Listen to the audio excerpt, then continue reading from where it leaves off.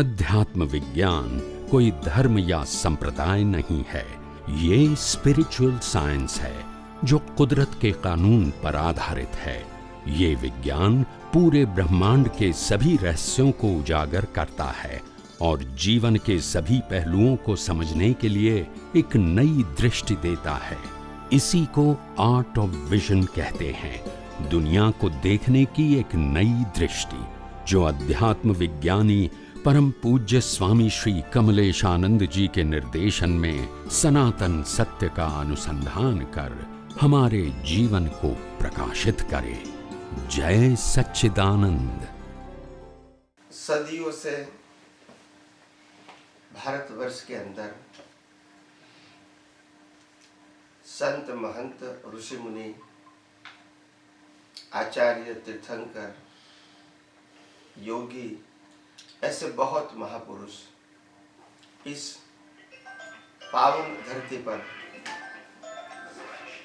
जन्म लेते हैं और सभी व्यक्ति अपने अपने समय पे जो जो अनुभव होता है वो दुनिया के लोगों को बताने की, समझाने की कोशिश करते हैं और दुनिया के हजारों लाखों लोग इनको जान के समझकर अपने जीवन को पावन भी बनाते हैं।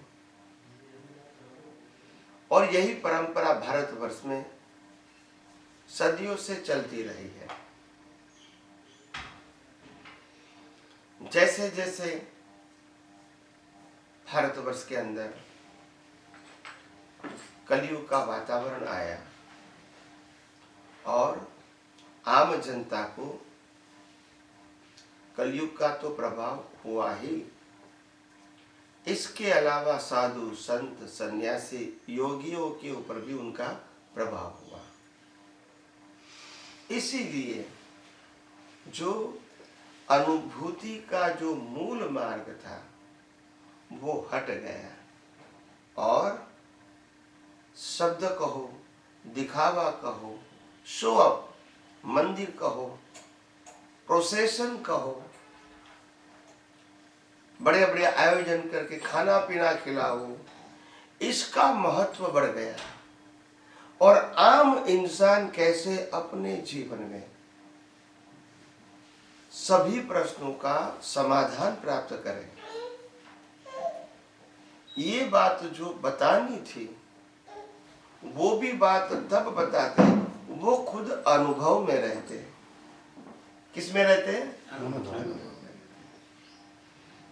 और संसारिक चीजों के अंदर जिसको बिल्कुल मोह नहीं है, वैरागी है, ऐसे व्यक्ति ही अनुभव प्राप्त करके दुनिया को इसका मार्ग बता सकते हैं, मगर वो खुद ही उसमें डूब गए। जैसे आपका बिजनेस है तो 2-5 करोड़ का, 10 करोड़ का प्रोजेक्ट है, ठीक है, ऐसे उनका भी 25-50-100 करोड़ का प्रोजेक्ट होता है, या सुन लो। और प्रोजेक्ट है तो पैसा भी इकट्ठा करना पड़ेगा और इकट्ठा करने के लिए पैसे की बात भी करनी पड़ेगी और जहां जहां पैसा मिलेगा वहां जाना भी जरूरी। बोलते नहीं है, जैसे आपको बिजनेस में करना पड़ता है, बोलते नहीं है, या सुन लो। यस। जो भी व्यक्ति सही है गलत है वो नहीं देखने का, मेरे को काम में आती है कि नहीं तो वो सही है। समझ में आया? विचार बदल जाएंगे क्योंकि आप डिपेंडेंट हो गए। जैसे आम इंसान डिपेंडेंट है, ऐसे आप भी क्या बन गए? क्योंकि आपकी डिमांड समाज के पास से हो गई तो आप क्या हो गए? डिपेंडेंट हो गए। आप आपके ज्ञान दर्शन में रहते हैं, आप आपके अनुभूति में रहते हैं, आप आपके स्वभाव में रहते हैं, आप खुद की मस्ती में रहते हैं, तो फिर आपको आधारित होने की जरूरत नहीं है। दुनिया कुछ पाना चाहती है तो आपके पास आएगी, बोलते नहीं है। आपको दुनिया के पास से कुछ लेना देना नहीं है। और रोटी कपड़ा है तो कुत्ते बिल्ली को भी मिलते हैं, बोलते नहीं है। तो इंसान को नहीं मिलेगा, तो इसका कोई प्रश्न नहीं है। लोग कहते हैं कि क्या करेंगे, संसार लगा हुआ है या तो पेट लगा हुआ है तो करना पड़ता है। वो अगर संसारी व्यक्ति बोलती है तो हम मानते हैं, मगर त्यागी भी ऐसा बोलेंगे तो हम नहीं मानते। समझ में आया? त्यागी को खाना पीना देना, ट्रांसपोर्टेशन देना, रहने की जगह देना, वो समाज का काम है, मगर वो चीज उसकी मालिकी की नहीं होनी चाहिए, समाज की ही होनी चाहिए। इनका वहीवट भी समाज करेगा। समझ में आया? और वो जगह पे ऐसी धार्मिक जगह होनी चाहिए जहाँ कोई भी साधु संत आके रह सकते हैं, तो मालिकी का प्रश्न नहीं रहेगा। और समाज अपनी सुविधा के लिए बनाता है, वो कोई गलती नहीं है। मगर कोई ऐसा कहेगा कि हमारे गुरुदेव ने बनाया है, हमारे गुरुदेव के लिए बनाया है और गुरु की परंपरा के लोग ही यहाँ रहेंगे, तो फिर आपकी मालिकी है ही, बोलते नहीं है। यस और नो? फिर आप त्यागी नहीं है, मालिक हो।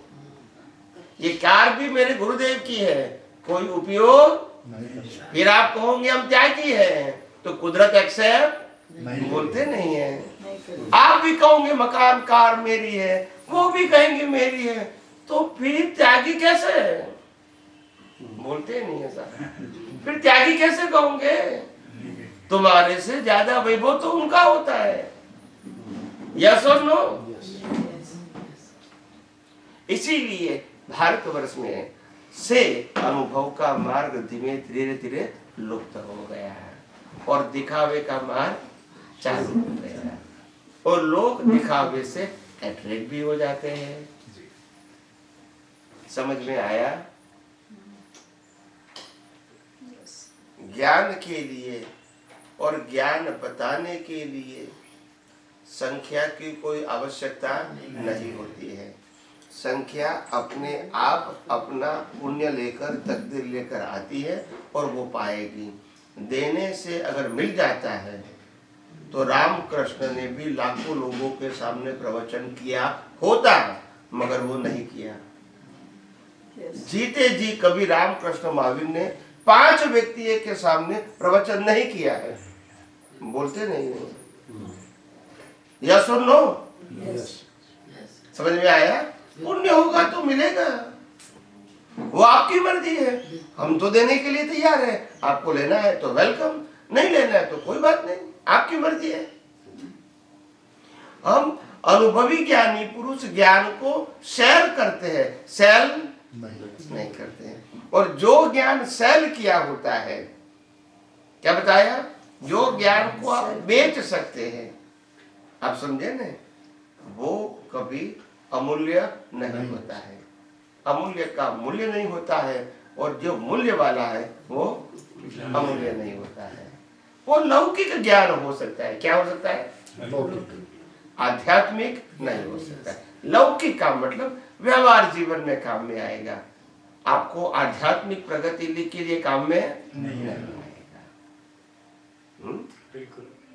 तो ये परिस्थिति हो चुकी है। हम पूरे भारतवर्ष में घूमते हैं, विदेशों में भी जाते हैं हर साल, और बड़े बड़े भारतवर्ष में साधु संत सन्यासी या प्रवचनकारों को भी मिलते हैं। अभी थोड़े समय पहले भी हम रामदेव बाबा को मिले थे, बहुत बड़े जैन आचार्यों को मिले थे, वेदांत के आचार्यों को भी मिलते हैं, गीता के आचार्यों को भी मिलते हैं, स्वामीनारायण के सन्यासियों को भी मिलते हैं। आप समझे ना? तो हम ये बात करते हैं, आप कोई भी संप्रदाय की बात करो, ये आपका संप्रदाय का प्रश्न है, मैं उसमें मना नहीं करूँगा, मगर आप इनके साथ बिन सांप्रदायिक बात भी करो जो सनातन सत्य है, जो मेरी तुम्हारी नहीं है, जो कुदरत के कानून के ऊपर आधारित है, और हम सब कुदरती कानून के अंडर में हैं। इसमें धर्म संप्रदाय बीच में, रामकृष्ण महावीर को भी जो कुदरत का कानून लगता है वही कानून हमको लगता है। तो ये बताने की जरूरत है, ये सनातन सत्य है, ये सांप्रदायिक सत्य नहीं है। ये शरीर कैसे बना है, शरीर कैसे चलता है, इसका कंट्रोलर कौन है, बनाने वाला कौन है, आत्मा क्या है, वो भी बताओ। रामकृष्ण महावीर की भी बात करो, ये भी बात करो, तभी लोग जागृत होंगे कि धर्म के ऊपर भी विज्ञान है। नहीं तो सबकी सोच धर्म तक ही सीमित हो जाएंगी, फिर पक्ष पंथ वाड़ा अपने आप मजबूत होंगे, कोई व्यक्ति सनातन सत्य समझेंगे नहीं। यस सुन लो। और मैं अपने जीवन में मैंने तय कर दिया है कि मैं सनातन सत्य के अलावा कोई बात नहीं करूंगा, क्योंकि सांप्रदायिक सत्य की बात करने वाला, धार्मिक सत्य की बात करने वाले हजारों लाखों लोग हैं। तो मैं अपने आप को कंपटीशन में झोंकना नहीं चाहता। मैं दुनिया नहीं करती है वो बात करना चाहता हूँ जो करनी चाहिए, जो रामकृष्ण महावीर जैसे व्यक्तियों ने कही थी। वो कभी सांप्रदायिक नहीं थे और उन्होंने कभी संप्रदाय की बात नहीं की। रामकृष्ण महावीर जैसे समर्थ पुरुषों ने कभी अपने जीवन में इतने सारे समर्थ होने के बावजूद भी एक भी मंदिर अपने पूरे जीवन में नहीं बनाए। बोलते नहीं, या सुन लो। हम लाखों लोग इसको भगवान मानते, उन्होंने कभी नहीं बनाए और उसके पास पैसे की कमी भी नहीं थी। तो ये समाज का काम है। किसका काम है? सन्यासियों का काम नहीं है। समाज को अपनी सुविधा के लिए बनाना है तो बनाए, इसमें कोई गलती नहीं है। जैसे हम और आरंभ समारंभ करते ऐसे उसका भी आयोजन करो, कोई तकलीफ नहीं। सन्यासियों को, त्यागियों को, साधुओं को, जिन्होंने संसार को त्याग कर दिया है, उसको इसमें पढ़ने की जरूरत नहीं है। पैसे का व्यवहार ही नहीं होना चाहिए। बर्बादी वहां से शुरू होती है। समझ में आया? इंसान को फिर उनकी क्वालिटी से नहीं, उनके पैसों से नापा जाता है। यस और नो? तो आध्यात्म मार्ग में ये पहचान सही नहीं। जो पैसों से मापते हो वो पहचान सही नहीं है। इनके कैरेक्टर से मापो, उनके ज्ञान दर्शन से मापो, उनके समर्पण से मापो, इनकी जिज्ञासा से मापो। इनके पैसों से मांगने की जरूरत, मापने की जरूरत नहीं है। समझ में आया? राम भी कितने सालों तक जंगल में रहे थे, पांडव भी जंगल में रहे थे, कृष्ण भगवान भी जंगल में रहे थे, महावीर भगवान 42 साल तक जंगल में रहे थे। 42 इयर्स ये चालू है ना? ओके, कोई बात नहीं। तो मेरा कहने का मतलब ये है, इसीलिए हमने भारतवर्ष के अंदर और पूरे विश्व के अंदर आध्यात्म विज्ञान की बात करना शुरू कर दिया है। और आज भारतवर्ष के सभी साधु संत और सन्यासी, प्रवचनकार, उपदेशक, आप जितने भी टीवी में कार्यक्रम देखोगे, इवन तो मोटिवेशन वाले भी कुदरत, कुदरती कानून और कुदरत की राज, कुदरती रचना की बात करते हैं, क्योंकि यही सनातन सत्य है। ये किसी व्यक्ति का सत्य नहीं है। तो धीरे धीरे आज से 5-10 साल पहले जो साधु संत सन्यासी, मोटिवेशन वाले कुदरत की बात ही नहीं करते थे, कुदरती कानून की बात ही नहीं करते थे, विज्ञान शब्द कभी बोलते नहीं। बोला विज्ञान और धर्म क्या है? अलग चीज है। आज सभी साधु संत सन्यासी, प्रवचनकार और मोटिवेशन वाले भी विज्ञान शब्द बोलने लगे हैं। ये आध्यात्म विज्ञान का पावर है, जो पहले नहीं बोलते थे। आज जनता जान गई है कि विज्ञान क्या है। पहले जानती नहीं थी। तो जो धर्म की बातें बताते थे वो समझ लेते थे, स्वीकार कर लेते थे। अभी लोगों को विज्ञान समझ में आया कि आखिर यही सनातन सत्य है जो हमको जानना चाहिए, मगर अभी तक किसी को कोई बताने वाला नहीं मिला। तो क्या करें? तो इसीलिए मैं आध्यात्म विज्ञान की बात शुरू करता हूँ। पहले मैंने बैकग्राउंड बता दिया क्यों ये बात कर रहा हूँ। जो लोग करते हैं वो करने से कोई मतलब नहीं है। जो लोग नहीं करते हैं और करनी चाहिए, और जो हमारे सभी महापुरुषों ने अनुभव से यही बात किया था, क्योंकि ये सनातन सत्य है। और ये सनातन सत्य कुदरती कानून के ऊपर आधारित है, कोई व्यक्ति, धर्म, संप्रदाय, गुरु, भगवान के ऊपर आधारित नहीं है। और ये सनातन सत्य था, है और रहेगा। जय सच्चिदानंद। कोई आगे बैठना चाहते हैं तो बैठ सकते हैं, अगर कोई नीचे बैठ सकते हैं तो नहीं, यस, चेयर लगा लेंगे। Okay okay. तो मैं आध्यात्म विज्ञान की शुरुआत करता हूं कि आध्यात्म विज्ञान क्या है। आध्यात्म विज्ञान का मतलब है ये ब्रह्मांड क्या है, और ब्रह्मांड के अंदर ये शरीर क्या है, शरीर को बनाने वाला कौन है, चलाने वाला कौन है, इनको कर्मों की भुगतान देने वाला कौन है, और इसका अंत लाने वाला कौन है। समझ में आया? बनाने वाले कौन है, चलाने वाले कौन है, ये पाप पुण्य के कर्म के हिसाब देने वाले कौन है, और इसका श्वासोश्वास बंद करने वाला कौन है, इसका मैं साइंस बताता हूँ। समझ में आया? और रियल में भगवान कौन है वो भी विज्ञान बताता है। समझ में आया? तो ये दो पार्ट है, एक गॉड है और दूसरा दुनिया है, ब्रह्मांड है। ब्रह्मांड को हम कहते हैं कुदरत, और दूसरी तरफ आत्मा है।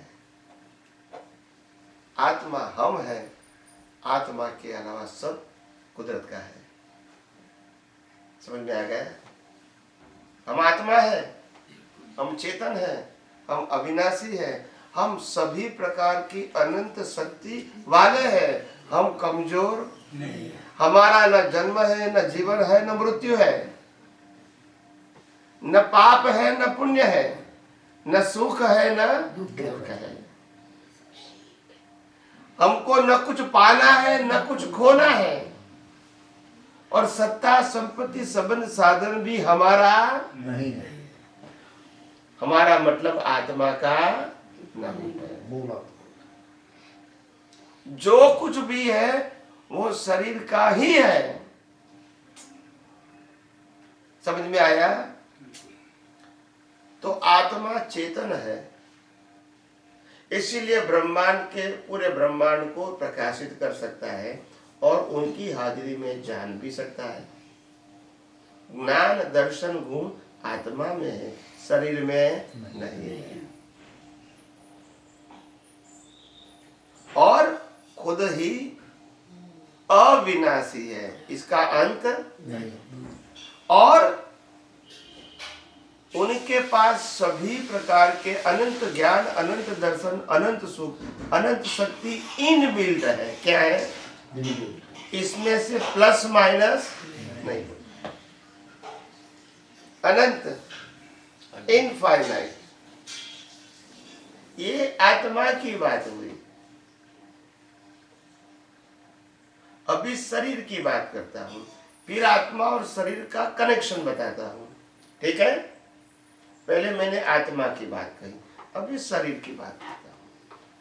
ये शरीर क्या है? ये शरीर की जो डिजाइन है, इंटरनल सिस्टम बोलते हैं। क्या बोलते हैं? इंटरनल सिस्टम, जिसको डॉक्टर रिपेयर करता है। वो सिस्टम हमारे सबकी एक है या अलग अलग है? एक ही है। एक क्यों है? मैन मेड और नेचर मेड? नेचर। यस और नो? चॉइस है हमारे पास? कि आंख पीछे चाहिए? है चॉइस? है किसी के पास? नहीं। क्योंकि कुदरत की डिजाइन, आपके पास चॉइस नहीं। तो ये डिजाइन इंटरनल कुदरत ने बनाई। इसके बाद ये बाहर का जो बॉडी दिखता है फिजिकल फॉर्म में, जो पंच महाभूतों का बना है, पृथ्वी, जल, वायु, अग्नि और आकाश। ये पंच महाभूत किसका है बताइए? कुदरत का। डिजाइन भी कुदरत की, ये शरीर भी कुदरत का। इसके अलावा शरीर तो बना दिया, इनको 80 से 100 साल तक जिंदा रखना है। तो बॉडी को क्या चाहिए जिंदा रखने के लिए? हवा, पानी, खुराक। यस और नो? वो भी कौन सप्लाई करेंगे? वो कौन करेंगे? यस और नो? तीसरा आंसर भी कुदरत। इसके आगे आपने हवा, पानी, खुराक तो ले लिया, इसको डाइजेस्ट करके ब्लड में रूपांतरित करना और पूरी बॉडी में कंटिन्यूअस फैलाना, वो भी कौन करेगा? क्या आदमी रखा है हमने? बोलिए, भी कुदरत करेंगे। यस और no? It is not control and govern by human. Correct? इसके आगे जाओ, हम पैदा होते ही माँ बाप, भाई बहन, घर, धर्म सिलेक्ट नहीं कर सकते, वो भी कौन प्रोवाइड करेंगे? कुदरत। हमारा सिलेक्शन नहीं चलेगा। यस और नो? इसके आगे हमारे जीवन में सुख दुख के संजोग आएंगे, वो संजोग हम बनाएंगे या कुदरत बनाएंगे? क्या हमारी चॉइस है? राम को वनवास जाना है न जाना है, राम की चॉइस थी। राम की सीता को उठा के ले गए, अब क्या चॉइस थी? राम को रावण के साथ युद्ध करना पड़ा, क्या चॉइस थी? कृष्ण भगवान का जन्म जेल में हुआ, क्या चॉइस थी? कृष्ण भगवान को महाभारत करना पड़ा, क्या चॉइस थी?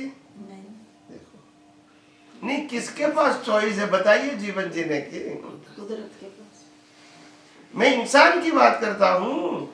लोग कहते, हम सोचते हैं, हम बोलते, हम करते, कहाँ पावर तुम्हारे पास है?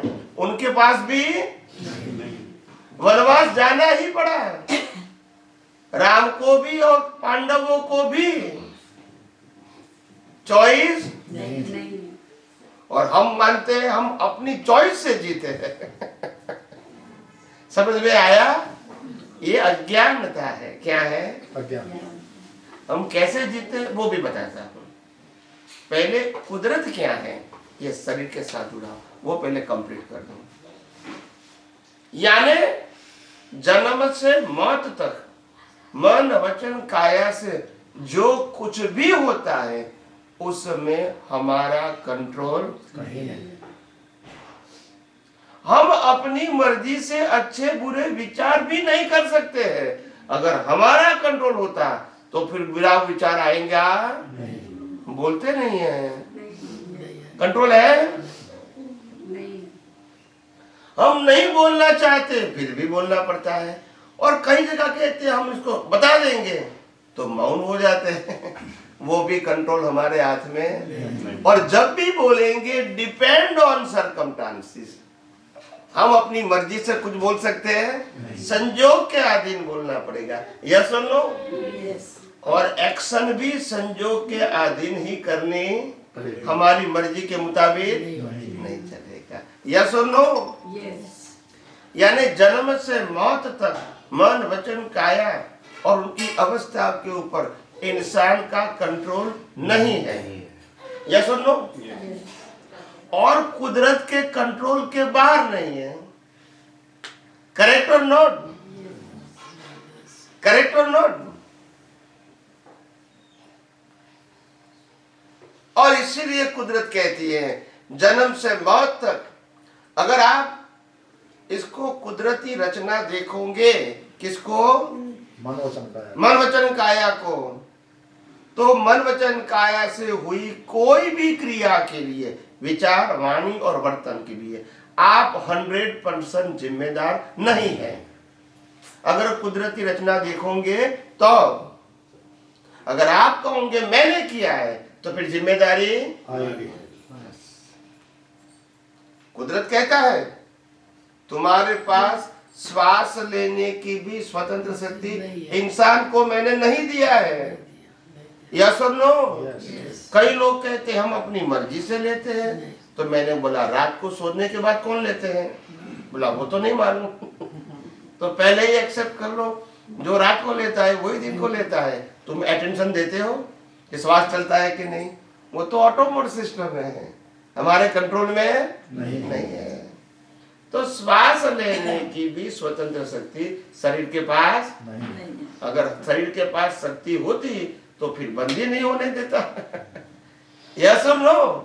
और फिर रात को सो भी नहीं सकता। कैसे सो पाएंगे? अगर मैं श्वास लेता हूं तो रात को सो कैसे पाऊंगा? फिर रात को कौन लेगा? यानी ये ऑटोमोड सिस्टम है। So the spiritual science is from birth to death, including your mind, speech and action, is controlled and governed by the law of nature. आप शरीर नहीं है और शरीर को चलाने वाले भी नहीं, और शरीर का अंत लाने वाले भी नहीं। समझ में आता है कि नहीं आता है? सबको समझ में आता है कि नहीं? कोई जगह हमारा कंट्रोल नहीं है। समझ में आया?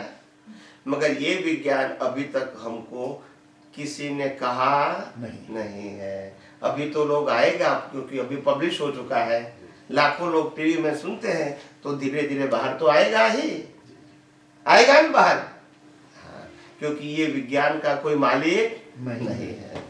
ये कुदरत का था, है और रहेगा। और इसको ही नहीं जानना, उन्होंने समर्थ पुरुषों ने इसको अज्ञान कहा। रामकृष्ण महावीर को मानना न मानना वो अज्ञान नहीं है, वो धार्मिक सत्य है। मगर कुदरत को नहीं मानना, कुदरत के कानून को नहीं मानना, कुदरती रचना को नहीं देखना, उससे बड़ा अज्ञान कोई नहीं हो सकता है। क्योंकि हमारी पूरी लाइफ जन्म से मौत तक बनाई भी उन्होंने, चलाई भी उन्होंने, और अंत भी कुदरत ने। मगर हम इसको मानते जानते हैं नहीं है। तो इससे बड़ा अज्ञान क्या हो सकता है? बताइए। 24 hours nature is connected with us. एक समय के लिए हम नेचर से अलग नहीं हो सकते हैं। मगर हमने अभी तक या तो समझने की, जानने की, सोचने की भी कोशिश नहीं किया। यस और नो? कितने अवतार बिता दिए इसने, वास्तविकता समझने की न कोशिश किया और न ही कोई गाइड करने वाला मिला। जाए तो जाए कहां? हमारे पास इतना सामर्थ्य होता तो सब जान लेते, मगर ऐसा नहीं है। ये तो कितने अवतारों की मेहनत होती है, संशोधन होता है, बाद में पब्लिक के सामने व्यक्त होता है। कोई चमत्कार नहीं होता है। आपको सुनने के बाद तो सरल लगेगा, मगर ये संशोधन ऐसे नहीं होता है, उसके पीछे बहुत मेहनत होती है। समझ में आया? अगर सरल होता तो पहले ही सबके पास हो जाता, मगर ऐसा नहीं है। कितने अवतारों की मेहनत से, संशोधन से ऐसा ब्रह्मांड का रहस्य खुला होता है। ये आंखों का, बुद्धि का सब्जेक्ट नहीं है। जैसे जैसे समझ में आएगा आपको भी मालूम होगा कि यही सनातन सत्य है। ये न जानना वही अज्ञान है, और ये न जानने से ही राग द्वेष होगा, क्रोध मान माया लोभ होगा, राग द्वेष ईर्ष्या होगी। अगर ये विज्ञान जाना है तो फिर राग द्वेष नहीं होगा, मालिकी भाव, कर्ता भाव नहीं होगा, इवन दो भोक्ता भाव भी नहीं होगा, क्योंकि शरीर ही मेरा नहीं है, इसको चलाने वाला भी मैं नहीं हूं। तो फिर टेंशन किसका? ये शरीर जो है वो कुदरत ने दिया हुआ कर्मों की भुगतान का प्लेयर है। प्लेयर समझते हैं ना? प्लेयर समझते हैं ना? जैसे मोबाइल प्लेयर है, टीवी प्लेयर है, कंप्यूटर प्लेयर है। वो अपनी मर्जी से कुछ नहीं कर सकते, प्रोग्राम के मुताबिक चलता है। क्या बताया? प्रोग्राम। टीवी अपनी मर्जी से चलेगा? मोबाइल अपनी मर्जी से चलेगा? नहीं चलेगा, प्रोग्राम से चलेगा। कैसे चलेगा? इनको जो प्रोग्राम दिया है उसके मुताबिक चलेगा। अपनी मर्जी से वो इंस्ट्रूमेंट है, प्लेयर है, मगर प्ले अपनी मर्जी से नहीं कर सकता। ये भी कुदरत ने बनाया हुआ प्लेयर है, ये अपनी मर्जी से कुछ नहीं कर सकता है। मगर जो पिछले अवतार में कर्मों का जो प्रोग्राम था, किसका प्रोग्राम? कर्मों का प्रोग्राम। वो कर्मों के प्रोग्राम को भुगतान करने के लिए कुदरत ने शरीर दिया और सत्ता संपत्ति संबंध साधन भी दिए, भुगतान के लिए दिया। वो भी किसको दिया? शरीर को, आपको नहीं। बोलते नहीं है, या सुनो, दिया किसको? शरीर हम नहीं, और दिया किसको? शरीर को। संबंध भी किसको दिया? सत्ता भी, संपत्ति भी, साधन भी। और जब श्वास बंद कर दिया कुदरत ने, तो ये सब बोलते नहीं है। तो पहले भी उनका था, अभी भी उनका है, और कल भी हम माने या न माने, यस और नो। तो ये सांप्रदायिक सत्य है या सनातन सत्य है? इसको कोई धर्म संप्रदाय से लेन देन है? नहीं। ये नहीं जानना, उसका नाम है अज्ञान, और उसी से कर्म बनता है और उसी से जन्म मरण होता है। क्योंकि कुदरत के आगे किसी की चलती नहीं है। जिनका बिल्कुल फर्स्ट टाइम बर्थ होगा तो उनके तो कोई कर्म नहीं होंगे पिछले। उनको कहा जाना है? हाँ बोलिए प्लीज प्लीज। जिनका बिल्कुल फर्स्ट टाइम बर्थ होता है तो पिछले कर्म तो उनके कुछ होंगे ही नहीं, तो वो कैसे मतलब उनका हिसाब होगा? फर्स्ट टाइम ह्यूमन लाइफ मिलती है, वो भारत में नहीं मिलती है, हिंदुस्तान में नहीं मिलती है, वो अफ्रीकन जंगलों में मिलते हैं, जहाँ इंसान और एनिमल में फर्क नहीं होता है। इंसान इंसान है, एनिमल एनिमल है, मगर लाइफ स्टाइल में कोई फर्क नहीं है। क्योंकि वहाँ कोई न ज्ञान है, न कोई सोसाइटी है, न कोई फैमिली लाइफ है, और न ही कुछ उनके पास कोई एक्टिविटीज है। बस भूख लगी तो कहीं से भी खाना ढूंढ लो, प्यास लगी तो पानी पी लो, जैसे एनिमल पीता है। इनकी कोई फैमिली लाइफ जैसा न कपड़े की बात है और न ही कोई संस्कार या संस्कृति है। तो पहली बार जब इंसान इस दुनिया में मानव के रूप में जब व्यक्त होता है, तो पहली बार नेचुरल होता है। क्या होता है? नेचुरल, जैसे अदर्स एनिमल है। तो फिर उस लाइफ में वो कर्म बांधते हैं अपने। इस लाइफ में कर्म बांधते हैं। पहली बार मिलता है वो नेचुरल लाइफ है। फिर उस नेचुरल लाइफ में, क्योंकि because you are the human, nature will give you the 5 senses plus बुद्धि। एनिमल में 5 सेंस होती है, बुद्धि नहीं होती है, संज्ञा होती है। क्या होती है? संज्ञा। आहार, भय, मैथुन, निद्रा, वो 4 प्रकार की क्रियाओं की संज्ञा होती है, बुद्धि नहीं होती है। बुद्धि मनुष्य भाव प्राप्त करने के बाद मिलती है। जो आप अनलिमिटेड सोच सकते हो, वो उनके पास नहीं। एक इंसान 100 शेर को, अब लायन समझते हैं, लायन कैद कर सकता है अपनी बुद्धि से, या सुनो, मगर 100 लायन एक इंसान को कैद नहीं कर सकता। उनके पास क्या नहीं है? ताकत तो है, बुद्धि नहीं है, या सुनो। तो ताकत और बुद्धि क्या है? अलग चीज है। बुद्धि को एक प्रकार का ज्ञान बताया। क्या बताया? वो उनके पास नहीं है, एनिमल के पास। 5 इंद्रिय तो है, मगर बुद्धि नहीं है।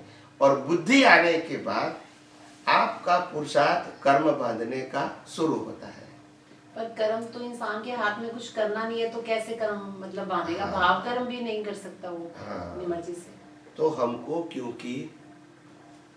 क्योंकि ये दुनिया का सनातन सत्य मालूम नहीं है, और इसीलिए ऐसे प्रश्न तो उठेंगे। और हमने शास्त्रों में बहुत सारी बातें पढ़ी भी है कि कर्म कैसे बनते हैं।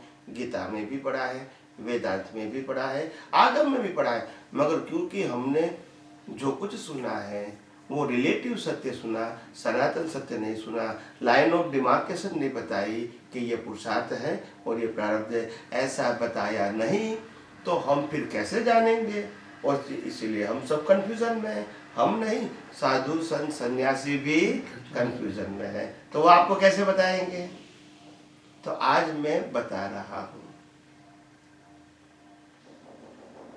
जन्म से मौत तक मन वचन काया से जो कुछ भी होता है वो कर्म फल है, इसमें कर्म का अंश नहीं है। मैं रिपीट करता हूं, ध्यान से सुनो, प्लीज पे अटेंशन। जन्म से मौत तक मन वचन काया से जो कुछ भी होता है वो कर्म फल है, वो रिजल्ट है, कर्म नहीं है, एग्जाम नहीं है। समझ में आया? एक साइड मैंने बता दिया, गोल गोल नहीं चाहिए। जहां रिजल्ट है वहां एग्जाम नहीं है, जहां एग्जाम है उस समय रिजल्ट नहीं है उसका। समझ में आ गया? तो लाइन ऑफ डिमार्केशन आ गई। अभी मैंने सिंपल बता दिया कि जन्म से मौत तक मन वचन काया से जो कुछ भी होता है वो रिजल्ट है। फिर इसमें एग्जाम आनी चाहिए, फिर इसमें कर्म शब्द का प्रयोग आना चाहिए नहीं। समझ बोलते नहीं है नहीं। और हम जब भी बोलेंगे, जब भी पढ़ा है, जब भी सुना है, तो कर्म भी उससे होता है, यही सुना है, बस ये अज्ञानता है। ये क्या है? अज्ञानता।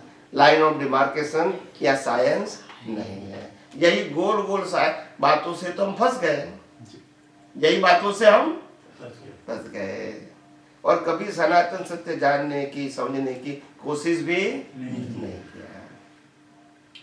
तो कर्म सब्जेक्ट अलग है, life is only for suffering, वो कर्म फल है, उसमें चॉइस नहीं है। फल का मतलब होता है फर्ज ज्ञान, यू हैव टू सफर। आप राम है तो भी वनवास जाना पड़ेगा, कृष्ण है तो भी माँ बाप को छोड़ना पड़ेगा, राम है, महावीर है तो वनवास जाना पड़ेगा। आपकी चॉइस, क्योंकि कर्म फल, फल में चॉइस नहीं होती। कर्म में आप फ्री है, कर्म फल में फ्री नहीं है। कर्म फल कुदरत देता है, कर्म आप करते हैं, फल कौन देगा? कुदरत। एग्जाम हम देंगे, रिजल्ट कौन देगा? टीचर। बोलते नहीं है टीचर कि रिजल्ट भी हम देंगे। यहां समझ में आता है कि एग्जाम हम देते हैं, रिजल्ट भी हमको मिलता है, मगर रिजल्ट देने वाला अलग है। वो समझ में स्कूल कॉलेज में आता है, यहां नहीं समझ में आता है कि कर्म हम बनाएंगे, कर्म फल की भुगतान भी हमको करनी पड़ेगी, मगर देने वाला कोई अलग है, वो यहाँ समझ में नहीं आता है। सब मिक्स हो गया। क्या हो गया? मिक्स। तो सबसे पहले कर्म क्या है वो बताऊं। कर्म भाव से बनते हैं, जैसा भाव वैसा भाव, जिसका भाव बिगड़ा इसका भाव बिगड़ा। जैसा कर्म करेगा वैसा फल देगा। यहाँ भगवान बताया, एक्चुअली कुदरत देती है, भगवान ये काम करता नहीं है। तो भाव करना इंसान के हाथ में है, भाव करना इंसान के हाथ में है, वो भी उनके ज्ञान दर्शन के ऊपर आधारित है। किसके ऊपर आधारित है? एग्जाम्पल, अगर 5वीं कक्षा का बच्चा है और वो 5वीं कक्षा में पास हो गया है, अभी 6ठे में एंटर नहीं हुआ है, तो उनके ज्ञान की रेंज कितनी है? 5। बोलो 5। तो आप 5वीं कक्षा के प्रश्न करोगे अंडर में तो उत्तर देगा, 6ठी कक्षा के नहीं देगा। यानी उसको उत्तर देने की क्षमता कितनी है? 5वीं कक्षा तक ही, आगे नहीं है।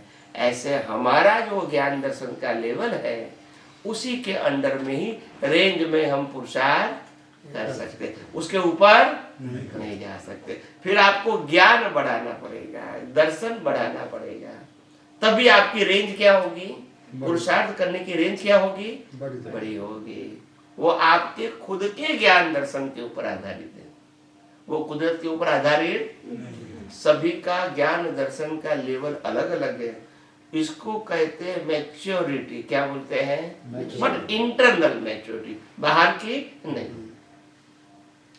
जैसे जैसे ज्ञान मिलेगा वैसे वैसे समझ में आएगा ये दुनिया के अंदर नई शरीर में हूँ, नई शरीर को चला सकता हूँ और शरीर के साथ जुड़ा हुआ साधन संपत्ति सत्ता और संबंध मेरा नहीं। तो फिर मैं क्यों इसको टेंशन करता हूँ, क्यों सर पे लेकर खड़ा हूँ, मैं क्यों इतना सोचता हूँ कल क्या होगा, जब शरीर कुदरत का है, चलाने वाला भी कुदरत है, संजोग देने वाला भी कुदरत है, श्वास लेने वाला भी कुदरत है, बंद करने वाला भी कुदरत है। मेरे को टेंशन क्यों?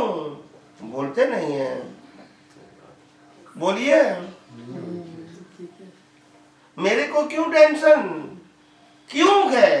क्योंकि मैं कहता हूं मैं शरीर हूं, मैं शरीर को चला रहा हूं, तो फिर तो टेंशन होगा ही।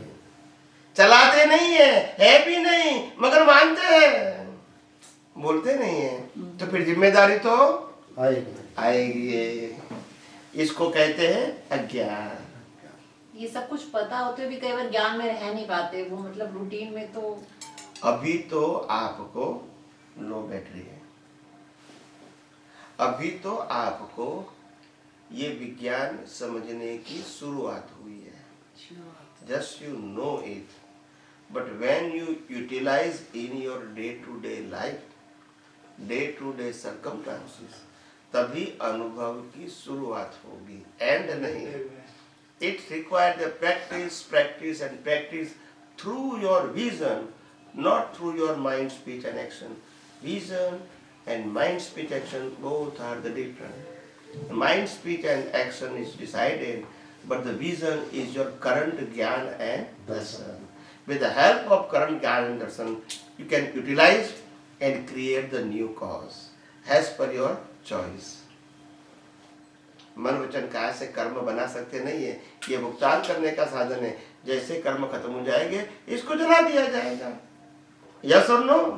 इनके पास पुरुषार्थ करने की स्वतंत्रता है ही नहीं, ये तो कर्मों के भुगतान के लिए है और हम मानते हैं इससे पुरुषार्थ करते हैं। बस यही अज्ञानता है, ये कर्मों के भुगतान के लिए है, हमारी मर्जी से काम करता नहीं है। पिछले अवतार के कर्मों के प्रोग्राम के मुताबिक कुदरत जो संजोग देगी भुगतान के रूप में, उसी को फॉलो करना ही पड़ेगा। हमारी चॉइस के मुताबिक हम नहीं जी सकते हैं। समझ में आया? तो इसीलिए इसी को कहते हैं आध्यात्म विज्ञान, जो कोई धर्म संप्रदाय से जुड़ा हुआ नहीं, कुदरत, कुदरती कानून और कुदरती रचना से जुड़ा हुआ है। इसका भी मैं विवरण करूंगा, ठीक है? धीरे धीरे करूंगा, एक एक बात आपको समझाना है नहीं, क्योंकि यहाँ लेक्चर नहीं देना है, आपको कन्विंस करना है। मेरे को बोलना है, आपको सुनना है, ऐसा नहीं है। मैं हर बातों को कन्विंस करता हूँ। क्या करता हूँ? आपको समझाने की कोशिश करता हूँ। ऐसा नहीं कि मैंने बोल दिया, आपने सुन लिया, फिर घर जाके बोला उन्होंने तो बोला, हमने सुना, कुछ मालूम नहीं है, कुछ समझ में नहीं आता। ऐसा फिर कोई मीनिंग नहीं है ना इसका।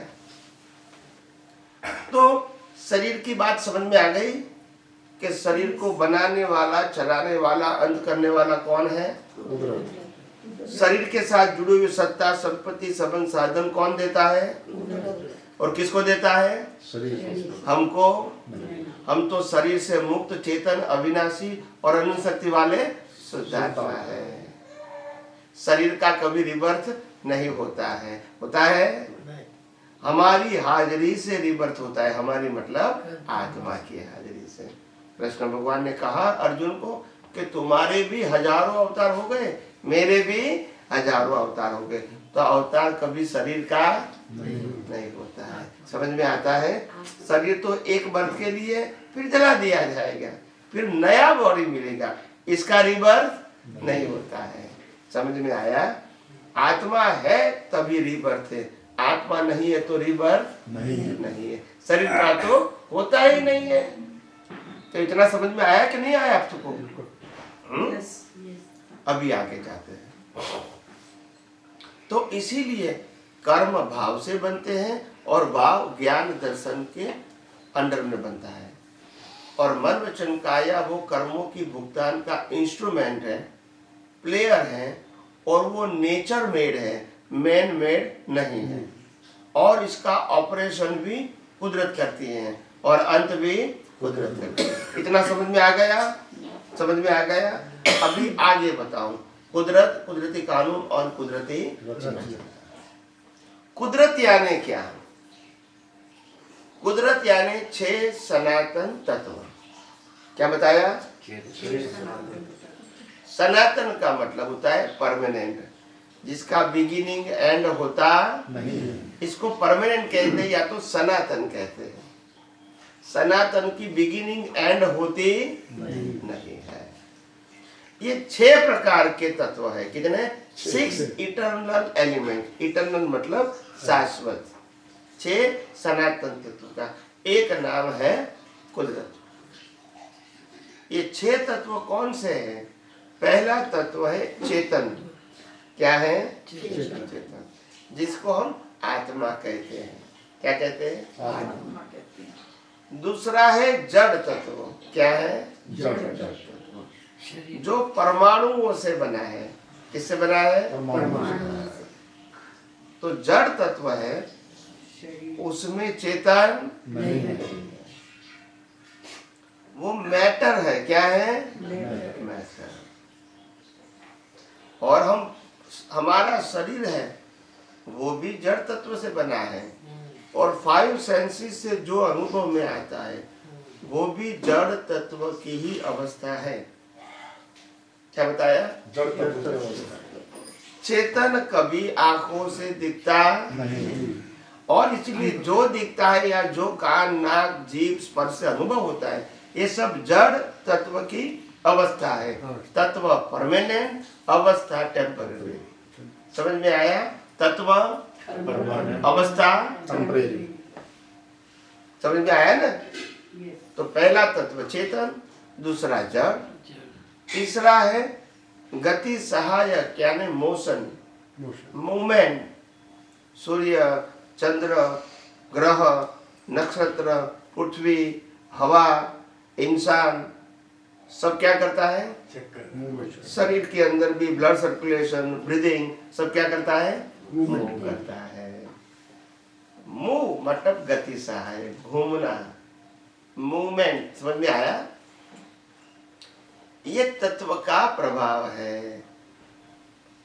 चलने की, घूमने की अवस्था टेम्पररी है, मगर तत्व परमानेंट है। एक व्यक्ति चलता है, दूसरा रुकता है, तीसरा सो जाता है। यस और नो? यस। तो चलोगे तो गति सहायक तत्व काम करेगा। और चौथा तत्व है स्थिति सहायक यानी रुकना, स्टॉप, विश्राम। अगर गति सहायक तत्व ही होता दुनिया में, तो एक आदमी चलता है फिर रुकेगा ही नहीं। समझ में आया? तो चलना वो भी तत्व है और रुकना वो भी तत्व है। तो पहला तत्व चेतन, दूसरा जड़, तीसरा गति सहायक और चौथा स्थिति सहायक। पांचवा तत्व है समय तत्व। क्या बताया? समय। पूरा यूनिवर्स और यूनिवर्स की सभी अवस्था समय तत्व के अधीन है। हम सतयुग कलयुग कहेंगे वो भी समय है, हम दिन रात कहेंगे, सुबह शाम कहेंगे, वो भी समय तत्व है। हम ठंडी कब आएगी, गर्मी कब आएगी, बारिश कब आएगी, वो कहेंगे, वो भी समय तत्व है। यस और नो? यस। सूर्य ग्रहण, चंद्र ग्रहण कब होगा, वो भी समय तत्व। पूनम अमास कब होगा, वो भी समय तत्व। भरती ओट कब आएगी समंदर में, वो भी समय तत्व। पूनम में भरती आती है, अमास में ओट आती है। और ऐसे हमारे जीवन में जो भी अच्छे बुरे संयोग आते हैं, वो भी 6 तत्वों के अधीन है। तो छठा समय के अधीन है। किसके अधीन है? समय के अधीन है। बचपन, युवानी, बुढ़ापा और जीवन के भुगतान के हर संयोग अपने अपने समय पे आते हैं, हमारी मर्जी से नहीं आते। तो समय तत्व फिक्स है, हम जानते हैं नहीं। समझ में आया? आपका जन्म कब होने वाला है वो समय तत्व के ऊपर आधारित है। आपको सुख दुख कब आएगा वो समय तत्व के ऊपर आधारित है। और आपका मृत्यु कब होगा वो भी समय तत्व बिना समय तत्व हमारा व्यवहार नहीं नहीं चलेगा। यस और नो? तो समय तत्व परमानेंट, अवस्था टेम्पररी। अवस्था में तत्व परमानेंट है, अवस्था टेम्पररी। अवस्था समझते हैं ना, सर्कमस्टेंसेस। यस। और लास्ट है स्पेस। क्या बताया? अवकाश, जिसमें ये सब एक्टिविटीज होती है। अगर स्पेस नहीं होता तो एक्टिविटी नहीं है। हो सकती है? नहीं अगर ये दुनिया घन होती तो हम एक्टिविटीज कर सकते हैं? नहीं वैक्यूम में तभी कर सकते हैं ना, स्पेस है तो। हम ये घूम सकते हैं, प्रवृत्ति कर सकते हैं, आकाश तक जा सकते हैं, समंदर तक जा सकते हैं। स्पेस है तो नहीं। अगर स्पेस नहीं होती तो नहीं कर सकते। नहीं कर सकते। मूव कर सकते हैं? नहीं कर सकते। तो ये 6 तत्व का एक नाम है कुदरत। मगर लोगों को समझ में नहीं आया, इसीलिए इसको बना दिया भगवान। क्या बना दिया? भगवान। क्योंकि लोगों को विज्ञान समझ में नहीं आता है, तो वो क्या कहेंगे? ये कोई बड़ी शक्ति है, वही तो करेगी, वही तो दुनिया चलाएगी, आम आदमी का काम नहीं है। तो भगवान ही कहेगी। आपके पास और कोई शब्द का ऑप्शन नहीं नहीं है। मगर भगवान शब्द आया कहाँ से वो बताओ मैं। ये दुनिया जो है और दुनिया की सभी अवस्थाएं, इसका जनरेटर, ऑपरेटर, डिस्ट्रॉयर कुदरत है। जनरेटर, ऑपरेटर एंड डिस्ट्रॉयर कौन है? कुदरत है। और इसका शॉर्ट फॉर्म है GOD। बोलते नहीं है तो फॉरेन लोगों ने कहा गॉड, हमने कहा भगवान, तो दोनों का चलता है। सच्चाई क्या है मालूम नहीं। दुनिया चलता है, चलाने वाला चाहिए। यस और नो? सच्चाई किसी ने जानने की, समझने की कोशिश नहीं। समझ में आया? स्वामी जी एक प्रश्न है।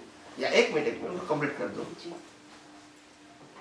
तो 6 तत्व समझ में आ गए आपको? बिल्कुल। 6 तत्व का एक नाम है कुदरत। मैं जो कुदरत कुदरत बोल रहा हूँ ना, वो 6 तत्वों का टोटल इज इक्वल टू कुदरत। कुदरत। कोई अलग आइडेंटिटी नहीं। वो ये 6 तत्वों से ही दुनिया बनी है। तो और कुदरत कौन सी हो? ये पृथ्वी, जल, वायु, अग्नि, आकाश, ये कुछ भी कहो, पेड़ पौधे, सब क्या है? कुदरत क्या है। और वो 6 तत्वों से ही बने हुए हैं। समझ में आया? बिल्कुल। तो 6 तत्वों से बाहर कुछ है नहीं। तो 6 तत्वों की ये दुनिया दिखती है, वो सब क्या है? अवस्था। उत्पन्न होती है, नाश होती है, उत्पन्न होती है, नाश होती है। मतलब जो दुनिया है वो परिवर्तनशील है। तत्व परमानेंट, अवस्था टेम्पररी। समझ में आया? तो ये पहले कुदरत बताया। फिर दूसरा स्टेप आता है कुदरत का कानून, लॉ ऑफ नेचर। ये 6 तत्व परमानेंट है, अपनी मर्जी से काम नहीं करेंगे, वो तो परमानेंट है। उनके पास रोल है, मगर रोल प्ले कैसे करें? विदाउट प्रोग्राम कर सकते हैं? नहीं कर सकते। ये टीवी चल सकता है, हमको दिखा सकता है, वो प्लेयर है, मगर प्ले तो करना पड़ेगा। यस और नो? समझ में आया? तो 6 तत्वों को काम कौन देगा? कुदरत का कानून। कब सुबह करना है, कब शाम करना है, कब दिन करना है, कब रात करना है, कब भर्ती करना है, कब ओट करना है, कब पूनम करना है, कब अमास करना है, हवाओं को घूमना है। क्या है? आप कहते हैं ना, वो समुद्र में क्या आता है? नहीं, ज्वार भाटा तो सही, वो क्या कहते हैं? हजार सुनामी। वो भी क्या है? हवा का ही तो है। जंगलों में आग लगती है। आप अमेरिका में जाओ, कैलिफोर्निया के अंदर जंगलों में ऐसे आग लगती है, क्योंकि एक तो हीट है, और वहां जब वनस्पति ऐसे हिलती है ना, तो अग्नि प्रकट हो जाती है। फिर फायर, और फायर कैसा? 500 किलोमीटर में फायर। You cannot control. कितने दिन तक वो फायर फाइटर लगाएंगे, उसके ऊपर से आकाश से हेलीकॉप्टर से पानी लगाएंगे, तब धीरे धीरे बंद हो जाएगी, फिर एक आदमी होगा, फिर चालू हो गए। क्या करोगे? इसका कोई परमानेंट सॉल्यूशन नहीं है। आप समझे? और हवा तो चलती रहेगी। आप देखो वहां हवा कैसे चलती है मालूम है? चक्रवात, मकान के मकान, बिल्डिंग के बिल्डिंग उड़ा देते हैं। ये हवा की ताकत। समझ में आया? तो कहने का मतलब ये है कि इसीलिए कहा कुदरत का कानून का मतलब सर्जन भी वो करेगा, विसर्जन भी वही करेगा, जन्म भी वो देगा, जीवन भी वो देगा और मृत्यु भी वही देगा। और पूरे संसार के सृष्टि का परिवर्तन करना, ठंडी गर्मी, या तो सतयुग कलयुग, या तो पूनम अमास, या तो सूर्य ग्रहण चंद्र ग्रहण, ये सब कुछ कानून से ही होगा। किसी के मर्जी से नहीं। गवर्नमेंट की मर्जी से भी नहीं होगा। यस और नो? अभी इराक में और तुर्की में धरतीकंप हुआ, तुर्की सीरिया में, क्या कोई गवर्नमेंट ने किया?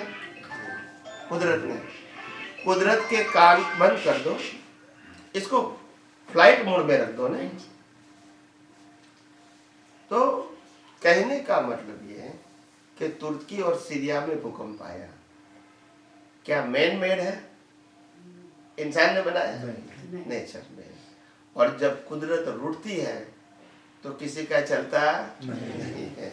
तुमने करोड़ों लोगों की संपत्ति इकट्ठे किया, पूरा साम्राज्य बना दिया, कुदरत चाहे तो क्षण भर में नष्ट कर सकती है। या सुनो, आपको बनाने में कितने साल लग गए, मगर उसको नष्ट करने में क्योंकि यह संपत्ति किसकी है? कुदरत। वो चाहे तो बना देने के लिए राजी हो जाती है, चाहे तो विसर्जन भी, चाहे तो आपको जन्म दे सकती है, चाहे तो आपका जन्म ले भी सकती है। यस और नो? हमारी मर्जी नहीं चलेगी। समझ में आया? और इंसान बहुत अहंकार करेंगे। क्या करेंगे? अहंकार। तो कुदरत कहती है अगर मैंने पूरी दुनिया में 100 ग्राम से भी कम, क्या बताया? 100 ग्राम से भी कम कोविड-19 भेज दिया तो पूरी दुनिया हिल जाएगी। बोलते नहीं है। और आप इसको पकड़ सकते भी बोलते नहीं है। सबको मैंने घर की जेल में बिठा दूंगा, नहीं बोलते नहीं है। यस और नो? तुम्हारे हाथ पांव और तुम्हारे व्हीकल भी क्या हो जाएंगे? बंद हो जाएंगे। बोलते नहीं है। देखो ताकत, हमारी क्या ताकत है बताइए? नहीं कोई। हम तो अहम करेंगे, ताकत नहीं है। अहंकार करते हैं अज्ञान से। क्या करते हैं? कोई ताकत हमारे पास नहीं है। जो भी शक्ति देगा वो कुदरत देगा, क्योंकि वही आपका कर्म का प्रोग्राम है। और शक्तिहीन भी करेगा क्योंकि ये प्रोग्राम है। ये बंद हो गया। तो कहने का मतलब मैं पावर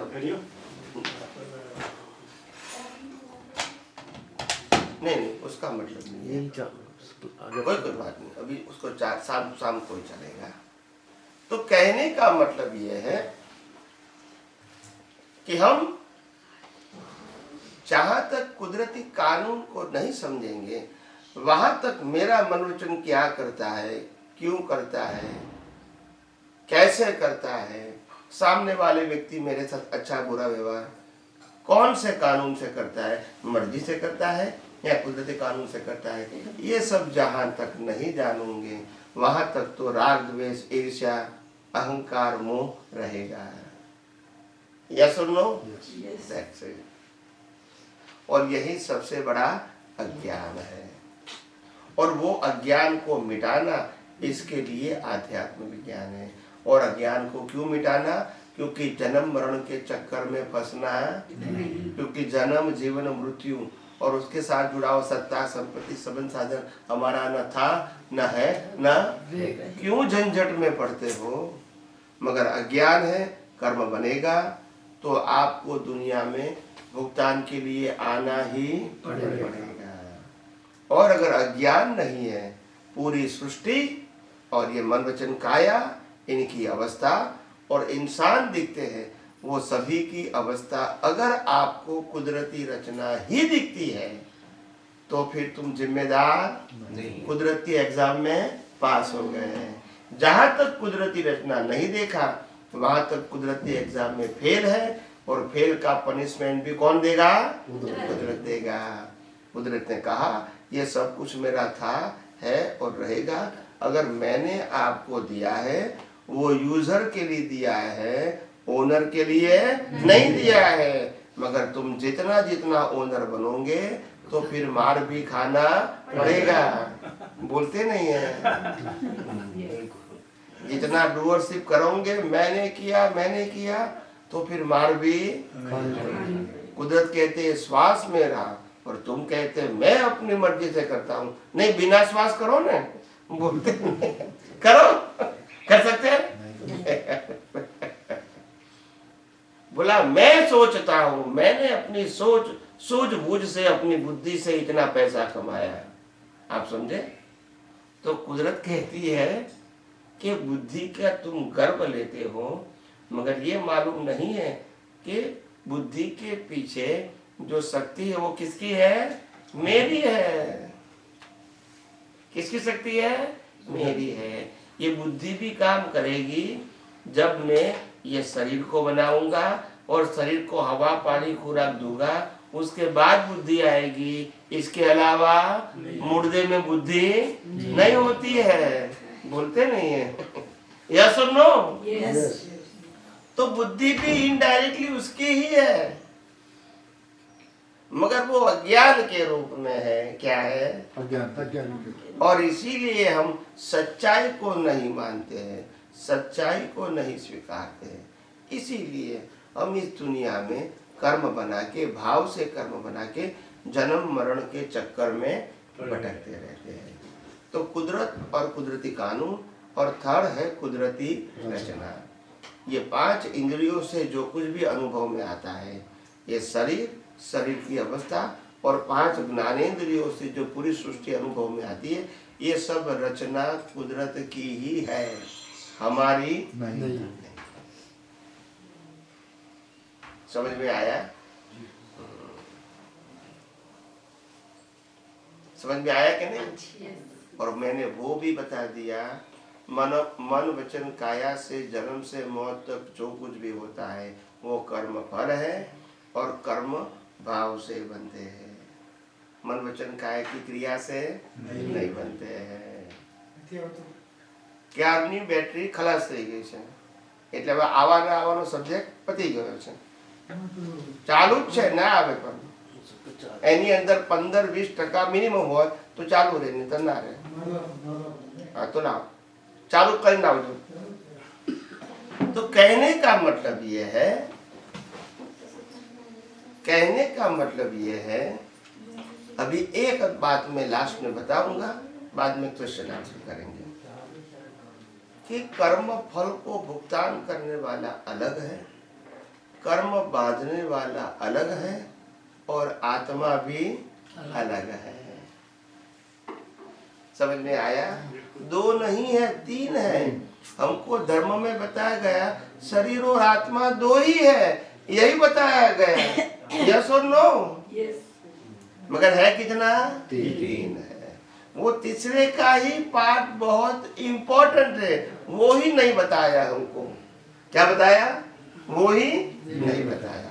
और नहीं बताया मतलब जानबूझ के नहीं, वो जानते ही नहीं तो कैसे बताएंगे? बराबर के नहीं? तो 3 है, वो कैसे मैं बताऊंगा। सबसे पहले आत्मा है। क्या है? आत्मा है। जो आत्मा है वो चेतन है, अविनाशी है, उनकी हाजिरी से कर्म बनते हैं। मगर इतना ध्यान रखो, प्रयास करने के बाद भी राम रावण को समझाने में फेल हुए थे। यस और नो? बुद्धिशाली ज्ञानी होती हुए भी कृष्ण भगवान दुर्योधन को समझाने में फेल हुए थे। यस और नो? और इसलिए प्रयास करना कोई मना नहीं करता है, रिजल्ट वही आएगा जो प्रोग्राम में, कुदरत वही करवाएगा जो प्रोग्राम में है। तुम्हारी मर्जी, बुद्धि, चालाकी, होशियारी नहीं चलेगी। भुगतान में, किसमें? भुगतान में चलेगी, एग्जाम में चलेगी। एग्जाम में आप क्या भी डालना चाहते हैं वो डाल सकते हैं, रिजल्ट में नहीं चलेगी, क्योंकि आपने एग्जाम दे दिया है। समझ में आया? अगर मैंने एग्जाम दे दिया स्कूल में 100 मार्क्स 100 मार्क्स की, ठीक है, अभी मैं घर पे आया क्वेश्चन पेपर लेकर, और मेरे को मालूम हुआ कि मैंने जो कुछ भी लिखा उसमें से 100 में आउट ऑफ 100 25 से ज्यादा नहीं मिलेंगे, ऐसा मैंने लिखा है, ठीक है। अभी मैं घर पे आया, और घर पे आया तो मैं उदास होके गया क्योंकि मैं पास नहीं होगा। तो माता पिता ने देख लिया, तो माता जी ने कहा कि क्यों उदास हो? तो बोला मेरा पेपर अच्छा नहीं हुआ। तो माता ने कहा कोई बात नहीं, सब कुछ अच्छा हो जाएगा, तुम्हारा प्रश्न पत्र कहाँ है? तो बोला यहाँ है। तो ऐसा करो, भगवान के फोटो के नीचे रखो, रोज एक अगरबत्ती और आरती करेगा, धीरे धीरे मार्क बढ़ेगा नहीं? ऐसे दुनिया चलती है भाई। जो लिखा है उसका ही तो फल मिलेगा, तुम्हारे अगरबत्ती का फल मिलेगा, आरती का मिलेगा, दीपक का मिलेगा। क्या करें? मगर मानते हैं तो मानते हैं, इसमें क्या है? सच्चाई भले नहीं है, मानने का तो अधिकार है, श्रद्धा तो सब पास होती है। वो उसी टाइम का है जिस टाइम एग्जाम चल रहा है, उस टाइम में अगर वो अपीयर रहेगा तो उसको फल मिलेगा। वही तो, एग्जाम देने के बाद भी नहीं, एग्जाम के पहले दिन। कई लोग नहीं कहते हैं, जैसे कोई नुकसान हो जाता है, जैसे कोई एग्जाम्पल लेता हूँ, वीटी होती है ना, वीटी जो ज्यादातर लेडीज जेंट्स जो हाथ वॉश करने के लिए जाता है ना, वहाँ निकाल देते हैं। क्या करते हैं? और कभी सच्चे डायमंड की वीटी है और निकाल दिया, और फिर हाथ करके निकल गए, लेना भूल गए, फिर 1 घंटे के बाद याद आया कि वीटी रह गई है, फिर वो जाते हैं तो मिलती नहीं है, फिर याद आता है कि वीटी निकालने आनी चाहिए, मगर उससे कोई मतलब, रिजल्ट तो आ गया आपका, भले ज्ञान आया फिर भी बोलते नहीं रिजल्ट तो जो आना था तो आ गया, अभी कोई फर्क नहीं लगेगा। यस और नो? तो जो होना था वही होगा, आप समझे?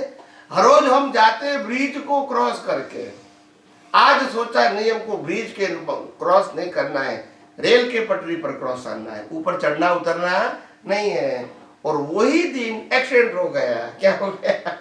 तो आपने सोचा होगा कि भाई ऐसा तो नहीं करना चाहिए, मगर आपको एक्सीडेंट होने वाला था, इसीलिए कुदरत ने ऐसी सोच दिया, नहीं तो एक्सीडेंट बोलते नहीं है।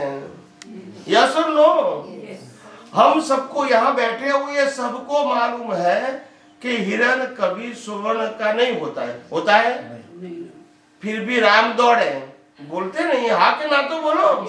जो ज्ञान हमको है वो उनको नहीं था उस समय, नहीं तो दौड़ते, बोलते नहीं है। जो होना था वही हुआ, और रावण सीता को ले गए। समझ में आया कि नहीं? कर्म के फल के आगे किसी की चलती नहीं है, तुम्हारी बुद्धि भी काम नहीं आएगी। जो कर्म किया है फल की भुगतान करनी ही पड़ेगी। क्या बताया? भुगतान करने तुम मानो या ना मानो, कोई फर्क नहीं होगा। समझ में आया? सभी जड़ तत्व जो है, तो इसमें आंख नाक कान से जो आप बताया आपने, सब पूरी बॉडी जड़ है, पूरी बॉडी जड़ है, जो भी मतलब दिखता भी है ब्रह्मांड में, सब दिखता है, ऑपरेशन होता है, ये सिस्टम चलती है, सब जड़ ही है, सब जड़ है ये ना। तो इसमें मतलब इसमें कौन सी, अगर हम जागृत रहना चाहिए, अलर्ट होना चाहिए, तो किस इंद्रिय से ज्यादा, मतलब रूप रस गंध ये सब है ना इसके जो है कनेक्टेड, तो मतलब किस इंद्रिय से हमें ज्यादा जागृत रहने की जरूरत है कि उसको फंसने के जिसमें चांसेस हैं? इंद्रिय से जागृत होने की जरूरत नहीं है, ज्ञान दर्शन परफेक्ट बनाने की जरूरत है, इंद्रिय कोई भी क्यों ना है। क्योंकि आंखों के थ्रू जाता है जैसे ना, ऐसा किसने कहा आंखें थ्रू जाता है? क्योंकि उसको देखने के लिए हमारे पास विजन क्या है अंदर में, ज्ञान दर्शन। देखो, आंख देखता है वो अलग बात है। हाँ। हम यहाँ बैठे हैं और घर में चोरी हो गया तो हमने देखा नहीं, फिर भी असर तो होगी। हाँ। बोलते नहीं है। हाँ, होगी। हम यहाँ बैठे, परिवार के कोई लोगों का एक्सीडेंट हो गया, फोन आया तो हमको तो असर होगी, हमने देखा नहीं है, फिर सुना है, तो फिर कान आ गया, बोलते नहीं है। और कभी गुस्सा कर दिया तो जबान आ गई, तो एक को कैसे पकड़ेंगे? अच्छा, ये सभी कनेक्टेड है। पांचों इंद्रिय का काम यही है। तो पांचों इंद्रियों को समझो कि ये प्ले कर रही है, अपनी मर्जी से नहीं, ये प्रोग्राम है। और पांचों इंद्रिय के प्रोग्राम जो प्ले हो रहा है उसको कुदरती रचना देखना, ये हमारा पुरुषार्थ है। और सामने वाला व्यक्ति जो कुछ करता है उसको कुदरती रचना देखना, ये हमारी दृष्टि होनी चाहिए।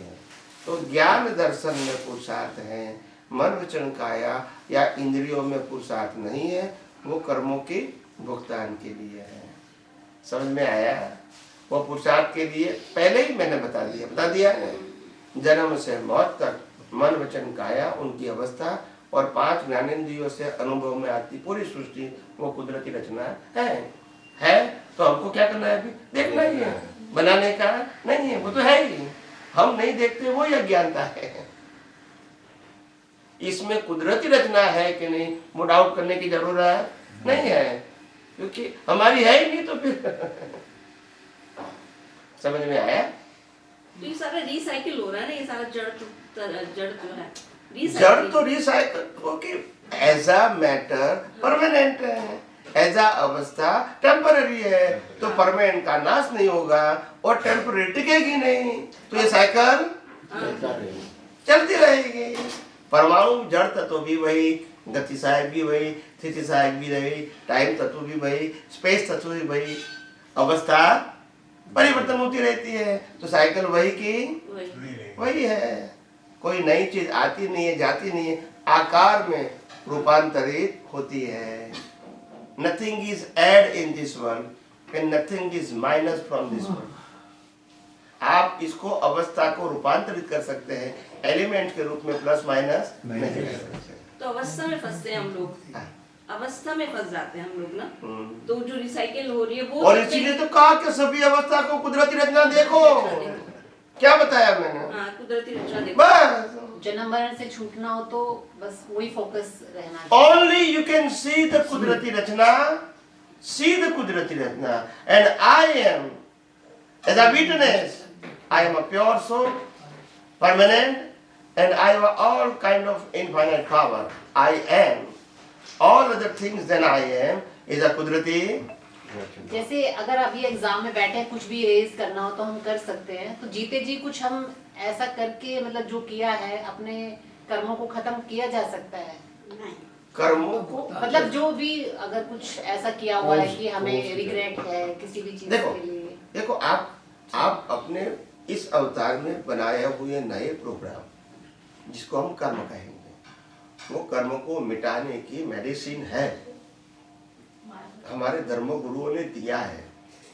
मगर वो मेडिसिन संसार चलाने के लिए है। किसके लिए है? संसार चलाने के। हाँ, मेडिसिन है, मगर किसके लिए है? संसार चलाने के लिए। एग्जाम्पल, आपने कोई पाप किया, भाव की बात करता हूँ, पाप कर्म किया, कर्म फल नहीं बोलता हूँ, कर्म। अभी 6 महीने के बाद या 6 साल के बाद मालूम हुआ कि मैंने इस प्रकार का कर्म किया है। कर्म का क्रिया नहीं, समझ में आ गया ना? अभी कर्म का मतलब भाव, ये आपको समझने के लिए बोल रहा हूँ। वहाँ कई बार हम कंफ्यूज हो जाते हैं। कुछ कर्म का मतलब भाव, बस कर्म का मतलब भाव, क्रिया का मतलब कर्म फल। Line of demarcation, okay? Don't create the confusion in your mind, very clear, it's a line of demarcation. तो जब आपने कोई गलत काम करने का भाव कर दिया, यानी कर्म कर दिया, अभी आपको 6 महीने या 6 साल के बाद मालूम हुआ कि ये जो मैंने भाव किया था वो सही नहीं है, ये आपको मालूम हुआ। अभी आपको इसको प्रायश्चित करोगे तो ये कर्म फल अगर स्ट्रॉन्ग प्रायश्चित होगा तो इरेज हो जाएगा, और स्ट्रॉन्ग नहीं होगा तो वो कर्म माइल्ड हो जाएगा। माइल्ड समझते हैं ना? हल्का, यस, हल्का हो जाएगा। तो ये हो सकता है, मगर आपकी लाइफ चालू रहेगी। क्यों? आपने प्रायश्चित क्यों किया? क्योंकि आपको पाप की भुगतान नहीं करनी है। आपका पुण्य का प्रायश्चित क्यों नहीं किया? क्योंकि पुण्य की भुगतान करनी है। तो पाप पुण्य ही तो जन्म मरण है, ये मुक्ति के लिए है। समझ में आया कि नहीं? जहां तक पाप पुण्य की वैल्यू है, प्रायश्चित की वैल्यू है, वहां तक जन्म मरण है। और आध्यात्म मार्ग में पाप पुण्य प्रायश्चित की कोई वैल्यू नहीं है, क्योंकि वो चारों गति में से मुक्ति पाने का ज्ञान देती है। तो अज्ञान मिटाओ with the help of universal truth, not with help of relative truth. अगर आप कहोगे गलती मैंने किया है, वो ही अज्ञान है। माफी मैं मांगूंगा, वो भी अज्ञान है। तो अज्ञान से दुनिया चलती रहेगी, पाप पुण्य और प्रायश्चित से, मगर मुक्ति में देने के लिए अज्ञान को निकालो। कौन सा अज्ञान? जो कुदरत का था, कुदरत का है, कुदरत के पास रहेगा, उसको कुदरती रचना मानो, देखो, अनुभव करो, और आप आपके शुद्धात्मा के पद में रहो। खत्म हो गई बात। फिर कर्म कैसे बनेगा बताइए? बस यस और नो। इसमें कोई व्यक्ति को मानने की, कोई क्रियाकांड करने की, कोई माला जपने की या नहीं जपने का सब्जेक्ट है। जो प्रकृति करती है करने दो, मगर कुदरती रचना देखो। अच्छा करती है वो भी कुदरती रचना, बुरा करती है वो भी, तो फिर तुमको तकलीफ है ही नहीं। मगर अच्छा मैंने किया और बुरा उन्होंने किया, क्या किया? तो फिर तकलीफ हो जाएगी। यस महाराज जी, मैं ये सोच रहा हूँ कि कोई बात सोच करके, और जैन साहब को पता चल रहा है, घर बैठे वो वहाँ घर बैठे हुए हैं, और वो कह रहे हैं गुप्ता जी कुछ कह रहे हैं, समझे? ये कौन सा साइंस है? टेलीपैथी ऐसा होता है, टेलीपैथी। अच्छा, उनको पता चल जाता है, या ये कुछ सोच रहे हैं, मेरे को पता चल जाता है, चल जाता तो ये है। क्या कौन सा वो है ये? ज्यादातर घरों में हस्बैंड वाइफ को एक दूसरे को पता चल जाता हाँ जी, है हाँ जी। वो क्या करेगा। हाँ जी। देखो सब हंसते हैं।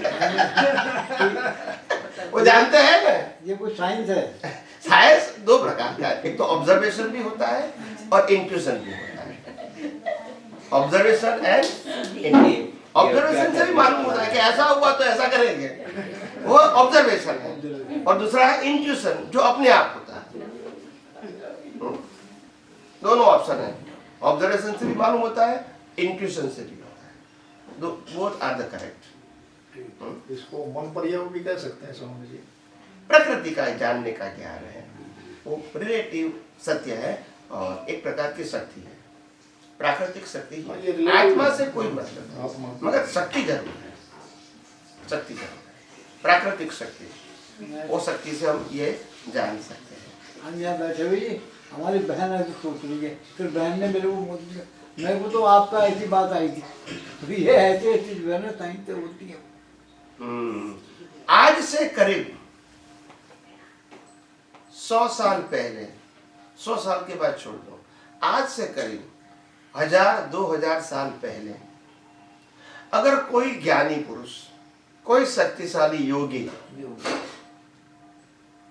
कोई सन्यासी यहाँ बैठे बैठे आंखें बंद करके 500,000 फीट या 500,000 किलोमीटर दूर क्या हो रहा है वो देख सकते थे, तब हम इसको सिद्धि कहते थे। यस और नो? और आज हम मोबाइल से अमेरिका में क्या हो रहा है वो भी देख रहे हैं। इसको क्या? यस और नो? लाइव यस और नो? लाइव देख रहे हैं। आप कहोगे वीडियो ऑन को, तो घर में क्या हो रहा है अमेरिका में वो भी आप देख सकते हैं, लाइव, रिकॉर्डेड नहीं। तो अभी ये क्या हो गया? तंत्र हो गया, मैकेनिज्म हो गया। क्या हो गया? हर बात में दुनिया टेक्नोलॉजी होती है।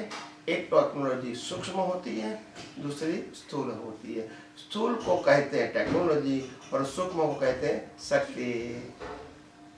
अगर मैं मंत्र से लाखों लोगों को मार दूं तो इनको शक्ति कहेंगे, और एटम बम कहूं तो टेक्नोलॉजी कहेंगे। काम तो एक ही है। यस और नो? तो जब टेक्नोलॉजी नहीं होता है तो शक्ति होती है, और जब टेक्नोलॉजी आती है तो शक्ति जरूरत नहीं है, क्योंकि शक्ति नहीं है इसीलिए टेक्नोलॉजी आई। हमारे पास शक्ति नहीं है तो टेक्नोलॉजी आई।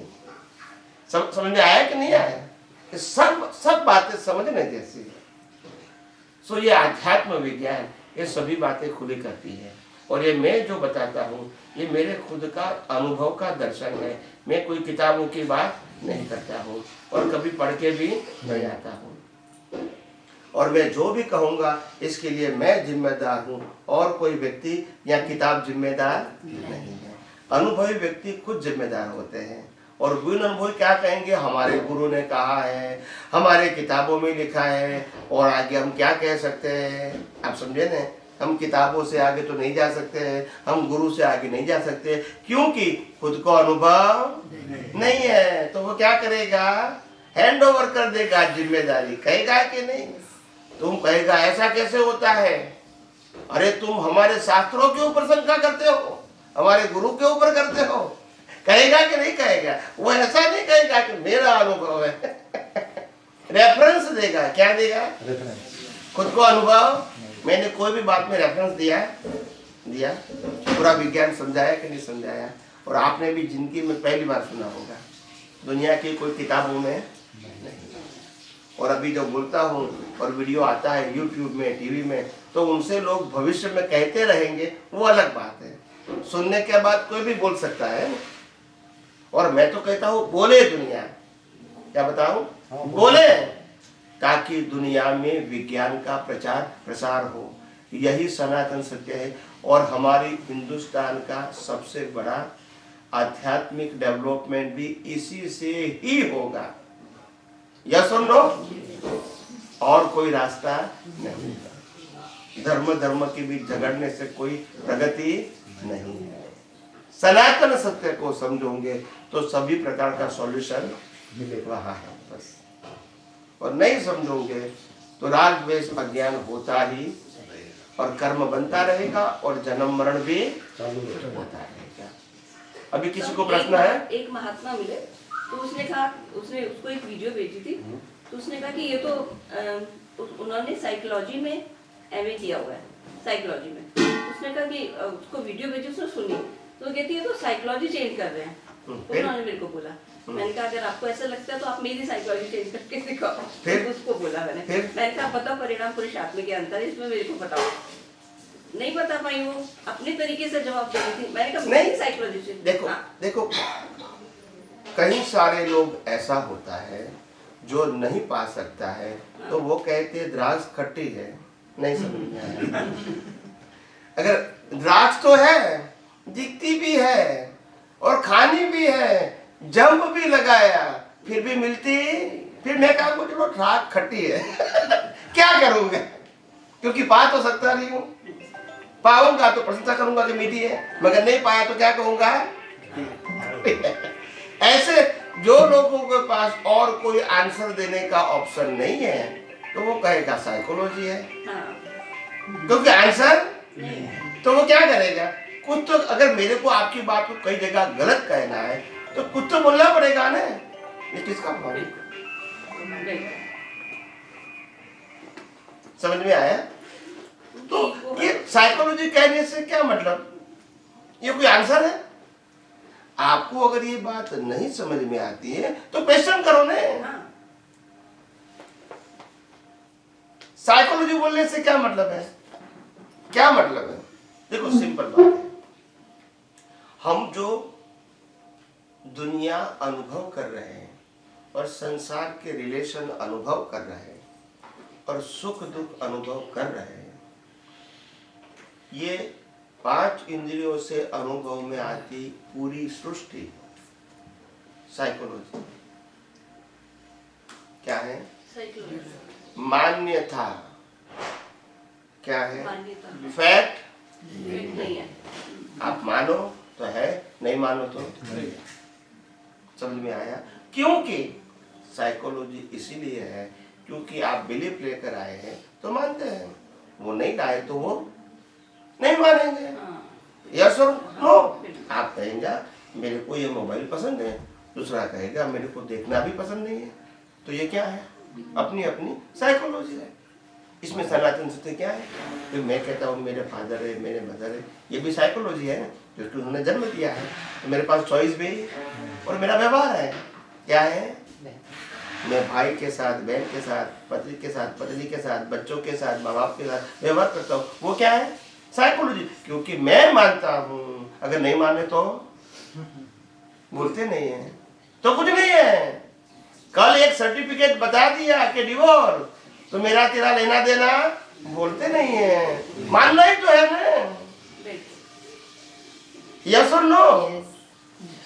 और मैं समाप्त करता हूं। इसीलिए मैंने कहा कि जीवन के अंदर सबसे बड़ी साइकोलॉजी क्या है और सबसे बड़ी रॉन्ग बिलीफ क्या है, सबसे बड़ी इन कॉमन पीपल लाइफ के 7 फेरा फरो और 70 साल की जिम्मेदारी लो, इससे बड़ी रॉन्ग बिलीफ नहीं हो सकती है।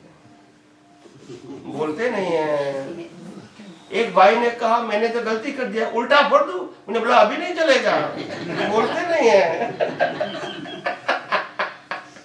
नियम ऐसा ही है, उल्टा नहीं होता। 7 फेरा भरा, बस बुक हो गया, हस्बैंड एंड वाइफ कंफर्म। अभी आप बिलीव नहीं, जीना ही पड़ेगा। यस और नो? ये क्या है? It's psychology. यस और नो? कोई ठोस बात थोड़ी है, मगर साइकोलॉजी के पीछे आपके कर्मों का हिसाब है। साइकोलॉजी ऐसे नहीं आती है, बिना हिसाब संजो नहीं बनता है। मगर आज जो मानते हैं वो साइकोलॉजी है। और मैंने एक साइंटिस्ट को जो आर्टिफिशियल इंटेलिजेंस के ऊपर जिन्हें PhD किया है और बहुत मास्टर है, इज अ मास्टर, जो हमारे सत्संगी महात्मा है, तो उनके साथ जो मैंने 1 घंटा 1.5 घंटा फोन के ऊपर बात किया था, तो उन्होंने बताया कि स्वामी जी साइकोलॉजी, ये आर्टिफिशियल इंटेलिजेंस क्या है, उसके बारे में काफ़ी डिस्क्राइब किया, क्योंकि मैं साइंस जानना चाहता था कि वो क्या जानते या मानते, उनके पीछे साइंस क्या है। उन्होंने बहुत अच्छा बताया, इज अ PhD मास्टर। तो फिर उन्होंने मेरे को प्रश्न किया, मेरे को कहा कि स्वामी जी आप आर्टिफिशियल इंटेलिजेंस को आपकी भाषा में क्या बताते हैं? मैंने कहा हमारी पूरी लाइफ ही आर्टिफिशियल इंटेलिजेंस है, कुछ भी हमारा नहीं है फिर भी मानते हैं हमारे, कुछ भी नहीं करते मानते हम करते, हम विचार नहीं कर सकते बिल्कुल करते हैं, बोल सकते नहीं बोला हम बोलते हैं, भुगतान नहीं कर सकते बोला हम भुगतान है, हम शरीर नहीं बोलता है हम शरीर है। ये तो आर्टिफिशियल इंटेलिजेंस है, कुछ भी नहीं है फिर भी सब कुछ हम है। इसको कहते हैं आर्टिफिशियल इंटेलिजेंस। यस और नो साहब? जैन साहब? आर्टिफिशियल यानी क्रिएटेड, नथिंग फैक्ट। यस और नो? एनीवे, अभी समाप्त करते हैं, प्रार्थना बुलाते हैं।